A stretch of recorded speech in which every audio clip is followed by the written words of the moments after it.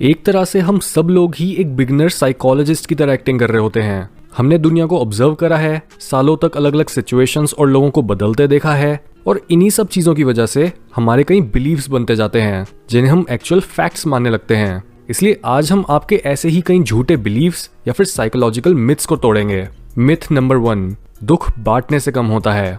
आपने ये कहावत कई बार सुनी होगी। लोग ये मानते हैं कि अगर वो दुखी हैं या फिर किसी प्रॉब्लम में फंसे हुए हैं तो अपनी सफरिंग को और लोगों के साथ शेयर करने से उनकी सफरिंग कम हो जाएगी। इस बात में थोड़ी सच्चाई तो है कि आप अपनी प्रॉब्लम्स को डिस्कस करने से उन पर एक नया पर्सपेक्टिव हासिल कर पाते हो, लेकिन अगर आप बस ये सोचते हो कि अपनी नेगेटिव फीलिंग्स को शेयर करना आपकी और सुनने वाले दोनों की लाइफ को बेहतर बना रहा है, तो आप यहाँ पर गलत हो। ऐसा इसलिए क्योंकि हमारी लाइफ की बहुत सी प्रॉब्लम्स सॉल्वेबल होती हैं और हम खुद ही उनकी रिस्पॉन्सिबिलिटी लेकर उनको हैंडल कर सकते हैं। इवन जो प्रॉब्लम्स आपके कंट्रोल के बाहर भी हैं, आप उनके बारे में भी ज्यादा समय तक कंप्लेंट्स नहीं कर सकते, क्योंकि एक पॉइंट के बाद लोग आपकी नेगेटिविटी से परेशान हो जाएंगे और वो भी आपको यही बोलेंगे कि लाइफ तो मुश्किल रहेगी ही। ऐसे में ये आपके ऊपर है कि आप उन मुश्किलों पर किस तरह से रिस्पॉन्ड करते हो। मिथ नंबर 2, हम अपने दिमाग का बस 10% ही यूज कर पाते हैं। ये भी एक बहुत ही पॉपुलर मिथ है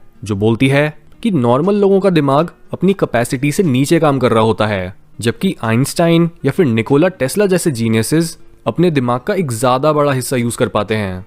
हाउएवर, न्यूरोसाइंस इस आइडिया को सपोर्ट नहीं करती। स्टडीज के हिसाब से हर इंसान ही अपने दिमाग को पूरी तरह से यूज करने के लिए इवॉल्व हुआ है, लेकिन कई लोग अपने दिमाग को खुलकर चलने से रोकते हैं गलत इंफॉर्मेशन कंज्यूम करके। जिस तरह से ब्रेक लगे होने पर आपकी गाड़ी अपनी पूरी कैपेसिटी पर नहीं चलेगी, चाहे आप उसे जितना मर्जी एक्सेलरेट कर लो, बिल्कुल ऐसे ही आपका दिमाग हर समय ही एक एफिशिएंट गाड़ी की तरह भागने के लिए रेडी रहता है।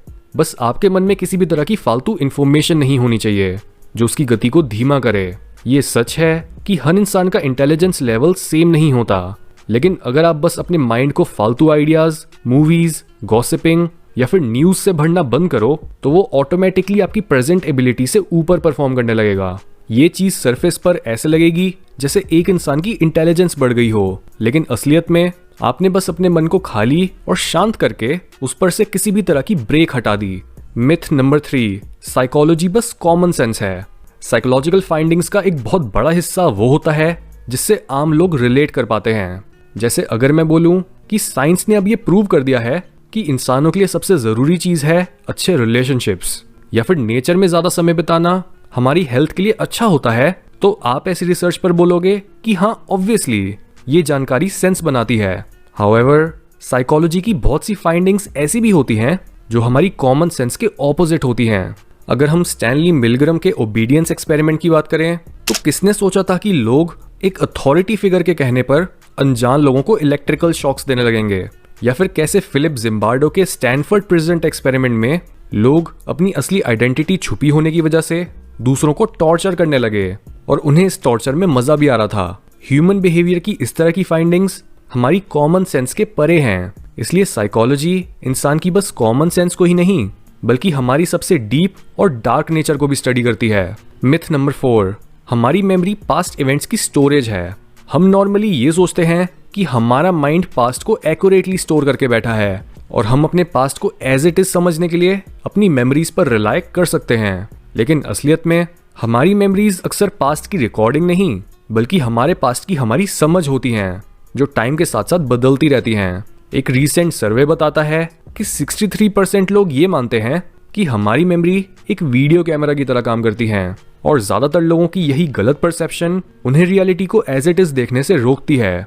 यही तो रीजन है कि क्यों एक लीगल इन्वेस्टिगेशन में भी एक जज एक आई विटनेस की बातों को उतना ही ट्रस्टवर्दी मानता है जितना वो आई विटनेस अपनी मेमोरी को लेकर कॉन्फिडेंट होता है।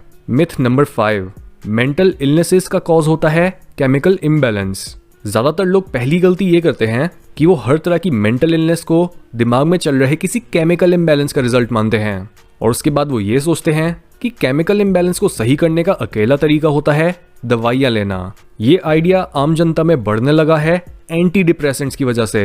ड्रग कंपनीज हमेशा ही ये एडवर्टाइज करती हैं कि मेंटल प्रॉब्लम्स का मेन कॉज दिमाग में चल रहा एक केमिकल इम्बैलेंस ही होता है, लेकिन ये मेंटल इलनेस की एक ओवर सिंप्लीफिकेशन है। जैसे डिप्रेशन के कई बायोलॉजिकल कॉजेज हो सकते हैं, हार्मोन्स का ढंग से ना रेगुलेट हो पाना, बॉडी में ग्लूकोज की बुरी यूटिलाइजेशन या फिर न्यूरो इन्फ्लेमेशन। और ऐसे हर कॉज के लिए दवाइयाँ सबसे ऑप्टिमल सॉल्यूशन नहीं होती। कई बार बस रेगुलर एक्सरसाइज, डाइट में बदलाव, एक साइकोथेरेपिस्ट से बात और खुशकिस्मत फील करना ही काफ़ी होता है आपके मेंटल बैलेंस को रीस्टोर करने के लिए।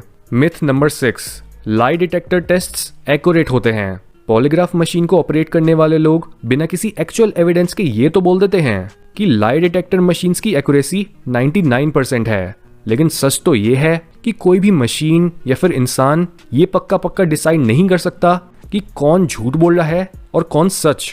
हमें बस सच और झूठ की कई इंडिकेशंस मिल सकती हैं, क्योंकि हम इंसान इतने केपेबल हैं कि जिसे भी एक्चुअल में झूठ बोलकर बचना है वो लाई डिटेक्टर मशीन्स को पास करने के लिए खुद को ट्रेन भी कर सकता है। लाई डिटेक्टर मशीन्स इस अजम्पशन पर काम करती हैं कि झूठ बोलने वाले की हार्ट बीट, उसके ब्लड प्रेशर और ब्रीदिंग में बदलाव आएगा जब वो झूठ बोलने की कोशिश करेगा। हाउएवर, जो भी इंसान अपनी बॉडी को अपने कंट्रोल में रखना सीख जाता है वो किसी भी तरह के लाई डिटेक्टर टेस्ट को आसानी से पार कर पाता है।